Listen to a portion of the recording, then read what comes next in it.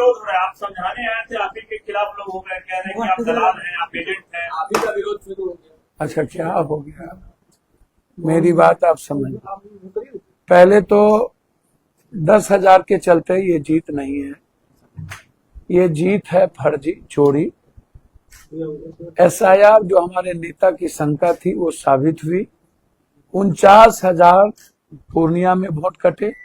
इस तरह इनके यहाँ, प्रवीण जी के यहाँ 36,000 वोट कटे। 19,000 तक जो कटे, 22,000 इनके सर के यहाँ वोट कटे। 19,000 तक, उसमें हम 27 वोट से 11,000 तक जो हम हारे हैं 127 सीट पर। पहला।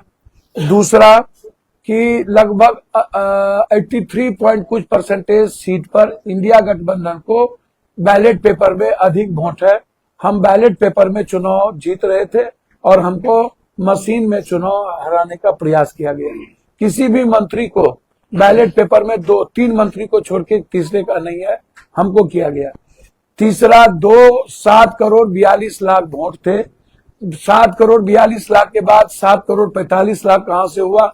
और वित्त मंत्री के हस्बैंड ने 1 करोड़ 73 लाख वोट फाजिल पड़े, यह ट्वीट किए हैं कल। आप उसको उठा करके देख लीजिए, 1,73,000 वोट कहां से आए। तीसरी चीज, वोट जब हम लोग के घर कटे, हमारा कटा वोट, कटा का ईबीसी माइनॉरिटी का, तो 49,000 कटे तो हम 50,000 आधा हो गए। हमको अगले बार से ज्यादा वोट आया 93,000, ठीक है, और उसको आ गया 1,30,000। तो हमने बीजेपी का वोट लिया। अगले बार 65,000 कांग्रेस को वोट मिली और इस बार हमको 93,000 वोट आया। तो सर कैसे वोट उसको 130,000 मिल गया। उसके बाद 12 जगह पर 1,22,400, 1,22,400, 1,22,400, 1,22,400 इक्वल वोट कैसे आया। तीसरी चीज, सकरा का जो वोट है आप इसको समझ लीजिए। रामा निषाद का वोट 1,03,75 है। और दूसरा वोट आपको मैं बता दूं कि ये यहाँ जो है क्या कहते हैं, मुजफ्फरपुर में 1,03,75 है, इक्वल वोट है। अब आपसे मैं एक बात पूछना चाहता हूं, आप हमको एक बात बताइए कि आप कह रहे हो कि 10,000, आप हमको एक बात, आप 1 सप्ताह पहले किसी को आपने टिकट दिया, उसके बारे में ना तो किसी को पता है बड़ी में किसको टिकट दिया, ना कहीं पर 6 टिकट दिया और ना छाप पता है, और आपको 1 लाख से ऊपर वोट मिल गई। आप इतने बड़े जादूगर हो। 10 दिन पहले इनकी सीट कंफर्म हुई और 6 सीट मिला, और 6 सीट में कोई वहां के कैंडिडेट को टिकट नहीं मिली, तो आप तब भी कह रहे हैं कि हम जीत गए। अब आप हमको एक बात बताइए, ट्रेन से ला रहे हो और पट्टी बांध के ला रहे हो, जीविका के गोदी में 6 तारीख को डाल रहे हो। अब आप, चुनाव आयोग के हमारे अध्यक्ष जी ने स्पष्ट क्लियर था, हमारे नेता ने स्पष्ट कह दिया कि हम लड़ेंगे, हम झुकेंगे नहीं, चोरी हुई है, फर्जी सरकार है। बीजेपी चुनाव आयोग के माध्यम से लड़के नीतीश कुमार को खत्म करने का उनकी साजिश ज्यादा थी। हम लोगों को तो उन्होंने चोरी करके हराया। नीतीश कुमार को खत्म करने की साजिश थी कि बीजेपी चाहती थी। आप उठा करके देख लीजिए, जब तक नीतीश कुमार जी को एनडीए गठबंधन का नेता नहीं चुना गया तब तक वो रिजाइन करने नहीं गए।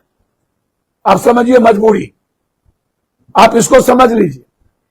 और होम मिनिस्ट्री मांगा जा रहा था, नहीं मिली, एकदम कंफर्म कर दिया। उसके बाद आप इसको भी समझ लीजिए कि कांग्रेस पार्टी चुनाव हारी नहीं, हमें इंडिया गठबंधन को चुनाव हराया गया। हमें चोरी करके बिहार के गरीब जनता के अधिकार का छीन करके हमें हराया गया। हम जनता से नहीं हारे। आप इस बात का समझें। और लगातार हम इस बात को कह रहे हैं कि बीजेपी सिर्फ सत्ता के लिए इस देश के संविधान और डेमोक्रेसी को खत्म कर रही है। अब अंतिम में आपको 2 बात कहना चाहूं। पहला बात, आप बेफिक्र रहिए, कौन क्या बोल रहा है। हाथी चले बाजार कुत्ता भूखे आ जाए, ऊंट बैठियो जाए तो गधा से ऊंचा होता है। आकाश पे थूक फेंकने से कुछ नहीं होता। आप इन्होंने हमारे नेता ने स्पष्ट कह दिया है, उस पर मुझे कुछ नहीं कहना। ये अध्यक्ष का दायित्व है, पप्पू यादव का दायित्व नहीं। नहीं, मेरी बात सुनिए ना, नहीं उस पर मैं कुछ नहीं कहूंगा। एक मेरी बात तो सुनिए ना। आपका क्यों विरोध किया? अच्छा मेरी बात तो सुनिए। और बात किया जा रही है, मेरी बात कांग्रेस में नहीं अच्छा वो अध्यक्ष बताएंगे सर, वो अध्यक्ष बताएंगे, मुझको नहीं पता। मेरी बात तो सुनिए ना। मैं वर्कर हूँ कांग्रेस का। अरे सुन, आप चुप रहिएगा या नहीं। मैं वर्कर हूँ कांग्रेस का, राहुल गांधी और प्रियंका गांधी और कांग्रेस का सच्चा सिपाही हूं। अध्यक्ष जी के रेस्पेक्ट और कांग्रेस की आइडियोलॉजी के लिए मैं दुनिया का कोई भी गाली सुनने को, वो समझ उनकी है। अब ना समझ आदमी ना देखिए आप, हमको ना समझ और जाहिल लोगों का जवाब पप्पू यादव नहीं देता है। दया के पात्र हैं, कृपा के पात्र हैं, और दया के पात्र आदमी का जवाब नहीं। मैं कांग्रेसी हूं ये या तो हमारे अध्यक्ष जवाब देंगे, राहुल गांधी जी किसी भी सर्टिफिकेट की। कांग्रेस ये है कि अब देश में लोकसभा का चुनाव भी होगा, आप लोग ईवीएम को लेकर सवाल खड़े कर रहे हैं, आपकी आपत्ति जायज हो सकती है। तो जिस तरीके से चुनाव के बीच पैसे डाले जा रहे हैं, क्यों नहीं लोकसभा में विपक्ष के नेता राहुल गांधी को लेकर चुनाव आयोग को लिखते हैं, और वो क्यों नहीं ये कहते कि अब मैं दो बात इस पर दो बात सवाल सुनिए, मैं समझ गया सर, दो बात समझिए जी।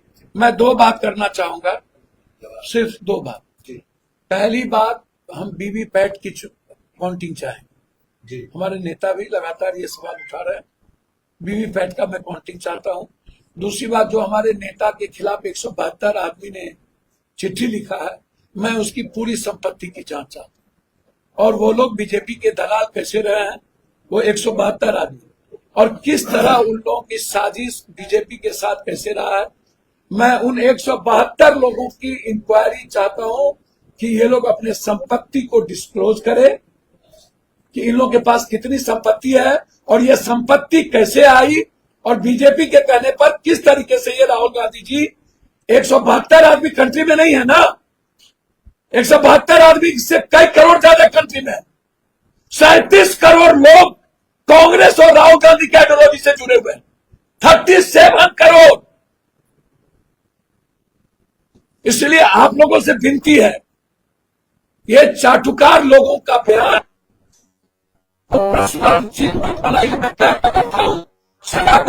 विनोबा गांधी नेहरू की भूमि है, और इसको मैं मंदिर मानता हूं वैचारिक रूप से, और मंदिर और विचारों की जगह आना पप्पू यादव पूर्णकालिक कांग्रेसी है, था और रहेगा। ईवीएम से वोट चाहते हैं कि नहीं चाहते? अगला नहीं, हमारे नेता ने कह दिया। पप्पू यादव जी के बारे में आप लोग भले कंफ्यूजन कर ले, लेकिन ये पप्पू यादव जी कांग्रेस का एक हिस्सा है, ये हिस्सा रहेंगे और हिस्सा है। मेरी माँ किस चीज से चुनाव लड़ी? कांग्रेस से। मेरी पत्नी किस चीज से चुनाव लड़ी? मेरे दादा और मेरे नाना फ्रीडम फाइटर थे और कांग्रेस मेंबर थे। मेरे नाना कामेश्वर मंडल कास्ट समिति में इंडिपेंडेंट का मतलब हम एसोसिएट मेंबर है कांग्रेस के। और आप ईवीएम की बात कर रहे हैं ना, कर्नाटक के मुख्यमंत्री ने घोषणा कर दिया ईवीएम से चुनाव नहीं होगा। 2028 के चुनाव नहीं, उन्होंने घोषणा कर दिया पंचायत चुनाव में बैलेट पेपर पकड़ा।